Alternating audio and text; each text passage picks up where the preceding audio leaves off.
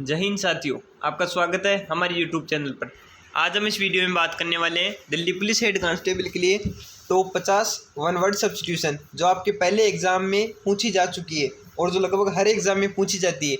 ये जो 50 one word है मैंने वो कलेक्ट किए हैं जो आपके एसएससी एग्जाम में रिपीट होते रहते हैं। याद रखना, वो कैब जितनी भी है, चाहे वन वर्ड हो, एंटोनिम सिनोनिम हो, जितने भी है ये पहले पूछे वही जाते हैं जो पहले एग्जाम में आ चुके हैं। तो चलिए वीडियो को शुरू करते हैं। मैं इसको थोड़ा सही कर लेता हूँ, आपको दिख सके इतना सही शायद आपको दिख रहा होगा। चलिए वीडियो को शुरू करते हैं। जल्दी से मैं आपको आंसर बता देता हूँ। ये 50 है तो जल्दी से वीडियो को ज़्यादा बड़ा नहीं बने, इसलिए जल्दी से बता देता हूँ। ए फियर ऑफ हाइट, मतलब ऊंचाई के डर को क्या बोला जाता है? तो ऊंचाई के डर को बोला जाता है एक्रोफोबिया। इंपॉर्टेंट है, याद रखना, आपके एग्जाम्स में रिपीट होता रहता है ये क्वेश्चन। चलिए दूसरा करते हैं। ए शॉर्ट एज्यूमिंग स्टोरी, उसे बोला जाता है एनेक्डोट, मतलब एक छोटी काल्पनिक कहानी बोल सकते हो आप उसे। चलिए तीसरा करते हैं। A person who Yeats too much, एक व्यक्ति जो बहुत ज़्यादा खाता है तो उसे बोला जाता है ग्लूटन। थोड़ा जल्दी बोल रहा हूँ, अगर आपको ऐसा लगे जल्दी बोल रहा हूँ तो आप कमेंट कर सकते हैं, मैं उसे अगली वीडियो में स्पीड धीरे कर लूँगा अपनी। चलिए चौथा करते हैं। ए हेल्पर इन एनी क्राइम, किसी भी जो क्राइम होता है उसमें तो मदद करने वाले सहयोगी क्या बोला जाता है? तो उसे बोला जाता है एक्कम्प्लाइस, मतलब जो किसी भी गलत काम में साथ देता है उसे एक्कम्प्लाइस बोलते हैं। चलिए नेक्स्ट करते हैं। पाँचवा। A woman whose husband is dead, उसे क्या बोला जाता है? एक औरत जिसका पति मर जाता है तो उसे बोला जाता है विडो। ये तो इजी था, कर सकते हो विधवा। ए पोस्ट विदाउट रिमुनरेशन, कोई भी एक पोस्ट जिस पर कोई भी वेतन नहीं होता उसे क्या बोला जाता है? उसे बोला जाता है ऑनररी। याद रखना, एग्जाम में रिपीट होता है आपकी ये। चलिए सातवां करते हैं। A person who looks bright sides of the things, मतलब एक व्यक्ति जो चीज़ों को सकारात्मक दृष्टि से देखता है या आशावादी व्यक्ति, तो उसे बोला जाता है ऑप्टिमिस्टिक। इसके साथ एक और इम्पोर्टेंट है पेसिमिस्टिक। ऑप्टिमिस्टिक होता है आशावादी, पेसिमिस्टिक होता है जो नेगेटिव साइड्स को देखता है चीज़ों की, उसे बोला जाता है पेसिमिस्टिक। ये भी इंपॉर्टेंट है, याद रखना, दोनों ही याद रखना। जो मैं बता रहा हूँ जो बोल रहा हूँ दोनों इंपॉर्टेंट है। चलिए आठवां करते हैं। A vehicle which is use to carry dead bodies, ये भी आपके एग्जाम में रिपीट हो चुका है तो उसे बोला जाता है हियर्स। हियर्स होता है जो शववाहन को हियर्स बोला जाता है, और जो घायलों को ले जाता है उसे एम्बुलेंस बोला जाता है। आप इन दोनों में कन्फ्यूज मत होना। चलिए नौवां करते हैं। ए स्टडी ऑफ एनिमल्स, एनिमल्स की स्टडी को क्या बोला जाता है? तो एनिमल्स की स्टडी को बोला जाता है जूलॉजी। इंपॉर्टेंट है, ये भी याद रखना। चलिए 10वां करते हैं। ए ग्रुप ऑफ शिप्स, मतलब जहाज़ों के बेड़े को बोला जाता है फ्लीट। ये भी इंपॉर्टेंट है, याद रखना। अब चलिए 11वां करते हैं। मैं इसको थोड़ा सही कर लेता हूँ, इतना दिख रहा होगा आपको। A person who eats human flesh, एक व्यक्ति जो मनुष्य का मांस खाता है तो उसे बोला जाता है कैनिबल। इसकी स्पेलिंग भी इंपॉर्टेंट है और ये भी इंपॉर्टेंट है, याद रखना, आपके एग्जाम में पूछा जा चुका है पहले। चलिए 12वां करते हैं। समवन हु अटैक्स फर्स्ट, कोई भी जो सबसे पहले अटैक करता है उसे क्या बोला जाता है? उसे बोला जाता है अग्रेसर। इसकी भी स्पेलिंग इंपॉर्टेंट है, याद रखना। चलिए 13वां करते हैं। A person who lives and works for others, एक व्यक्ति, इसमें थोड़ी वेलफेयर नहीं लिखा हुआ, सॉरी, मतलब ये ऐसे था, एक व्यक्ति जो दूसरों के कल्याण के लिए काम करता है उसे बोला जाता है एल्ट्रिस्ट। याद रखना, एल्ट्रिस्ट इंपॉर्टेंट है। परोपकारी, इसका हिंदी में मीनिंग होता है परोपकारी। चलिए 14 करते हैं। That which happens once in a year, कोई भी चीज़ जो साल में केवल एक ही बार होती है, एनुअल। इसके साथ मैं आपको एक और बता रहा हूँ, वो भी जरूर याद रखना। एक होता है एनुअल, एक होता है एनिवर्सरी। एनुअल तो होता है जो साल में एक ही बार होता है, एनिवर्सरी होती है जो साल में होती तो एक ही बार है लेकिन उसी डेट को होती है जो पिछले साल जिस डेट पर हुई थी उसी डेट को होती है। इन दोनों में अंतर है, आप इनमें कन्फ्यूज मत होना, एग्जाम में ये दोनों ही पूछी जा चुकी है। चलिए 15 करते हैं। A list of books and other articles, उसे बोला जाता है कैटलॉग, मतलब किताबों की और जो कोई भी दूसरा आर्टिकल है उनकी लिस्ट को कैटलॉग बोला जाता है। चलिए 16 करते हैं। A person who draws map, एक व्यक्ति जो मैप होता है इनको बनाता है उसे क्या बोला जाता है? इंपॉर्टेंट है, याद रखना, आपके एग्जाम में बार बार पूछा जाता है। कार्टोग्राफर होता है एक व्यक्ति जो मैप बनाता है, उसे कार्टोग्राफर बोला जाता है। चलिए 17 करते हैं। A place for luggage at a railway station, railway station पर लगेज को रखने के लिए जो कोई स्थान होता है उसे बोला जाता है क्लॉक रूम। ये इंपॉर्टेंट है, याद रखना। चलिए 18वां करते हैं। पर्सन्स हैविंग सेम प्रोफेशन, इसकी स्पेलिंग और वन वर्ड दोनों इंपॉर्टेंट है। कॉलेज, एक व्यक्ति जिनके जो काम करते हैं वो समान हो, या ऐसे भी बोला जा सकता है जो सेम डिपार्टमेंट में काम करते हैं उन लोगों को क्या बोला जाता है? तो उन्हें बोला जाता है कॉलेज। चलिए 19वां करते हैं। ए पीरियड ऑफ 100 ईयर्स, तो ये तो कर लोगे आप सेंचुरी, ये तो इजी था लेकिन आपके एग्जाम में ये भी पूछा जा चुका है। चलिए 20वां करते हैं। A person who know everything, एक व्यक्ति जो सब कुछ जानता है तो उसे बोला जाता है ओमनीसाइंट। आपको इसके साथ एक और बता देता हूँ, ओमनी जिसके भी आगे लग जाता है, कोई भी वन वर्ड है जिसके आगे ओमनी लग जाता है, मैं थोड़ा टाइम लूँगा, sorry.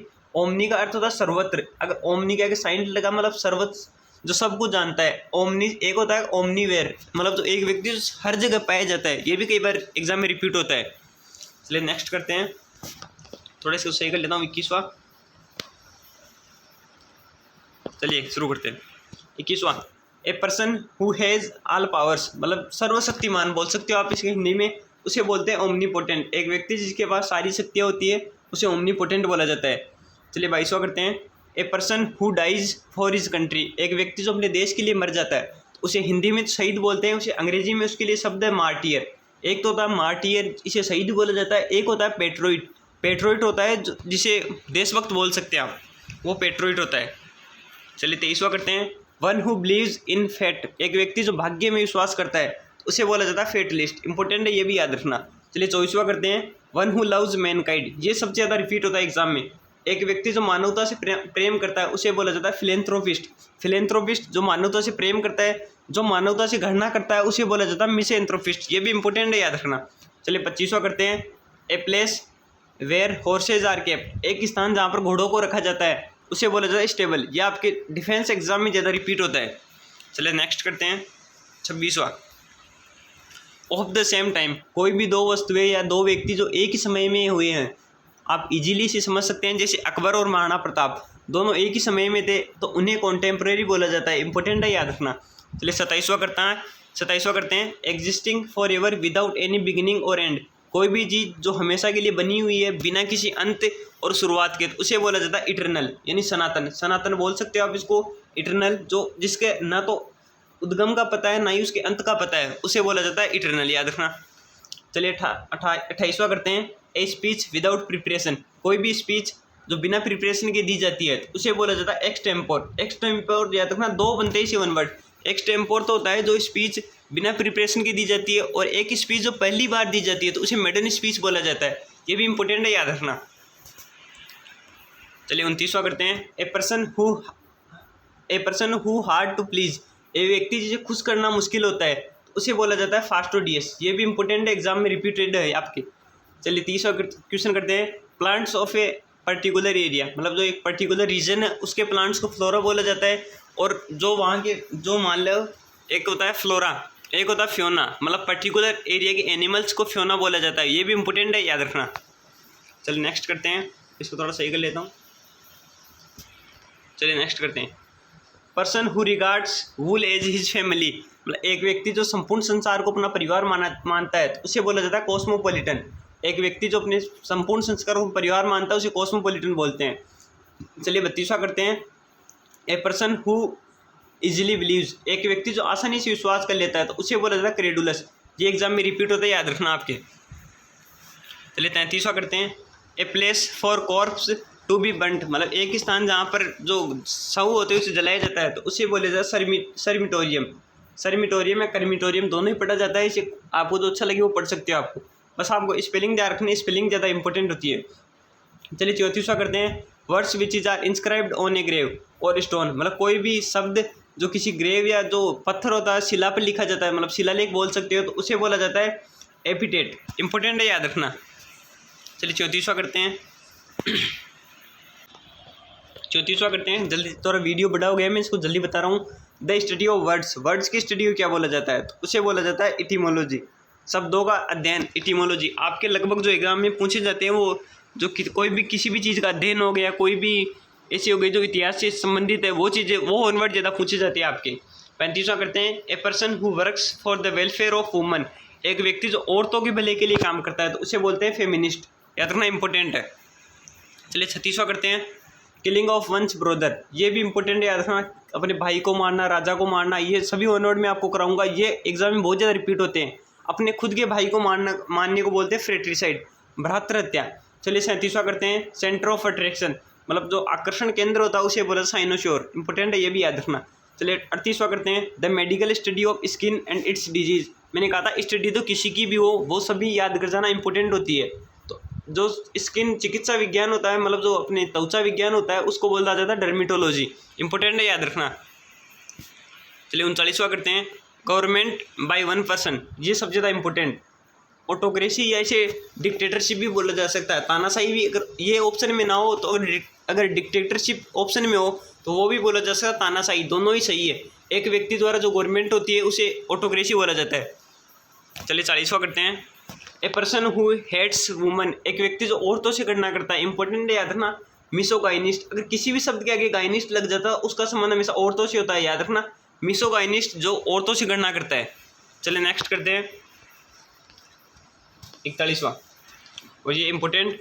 A government by officials, मतलब जो नौकरशाही, उसको आप हिंदी में नौकरशाही बोल सकते हैं। जो सरकारी अधिकारी जो गवर्नमेंट होती है उसे क्या बोला जाता है? तो उसे बोला जाता है ब्यूरोक्रेसी, याद रखना, इंपॉर्टेंट है। चलिए नेक्स्ट करते हैं 42वां। A person who knows many languages, एक व्यक्ति जो बहुत ज़्यादा लैंग्वेज जानता है उसे बोलता है लिंग्विस्टिक, इंपॉर्टेंट है, याद रखना। चलिए नेक्स्ट करते हैं 43वां। A book or documents which written by hand, ये ना पांडुलिपि भी इसे हिंदी में, अगर आपको हिंदी में इसका अनुवाद बताऊँ तो इसे पांडुलिपि बोलते हैं।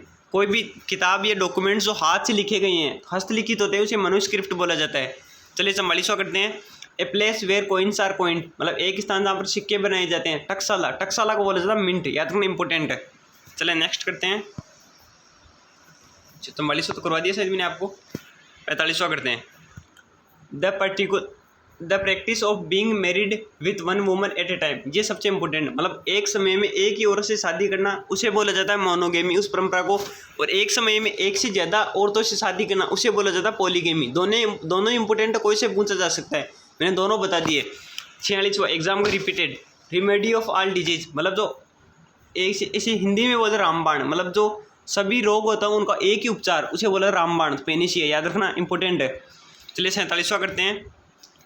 एन एनिमल और प्लांट विच डिपेंड्स और लिविंग ऑन अदर्स, मतलब कोई भी जानवर या पौधा जो दूसरों पर जीवित रहता है उसे पैरासाइट बोला जाता है, परजीवी, इंपॉर्टेंट है, याद रखना। पैरासाइट तो करा दिया मैंने, ये 3 बचे लास्ट के। One who is unable to pay his डेप्ट, एक व्यक्ति जो अपना कर्ज चुकाने में असमर्थ होता है तो उसे बोला जाता है बैंकरप्ट या इंसॉल्वेंट, दोनों इंपॉर्टेंट है, याद रखना।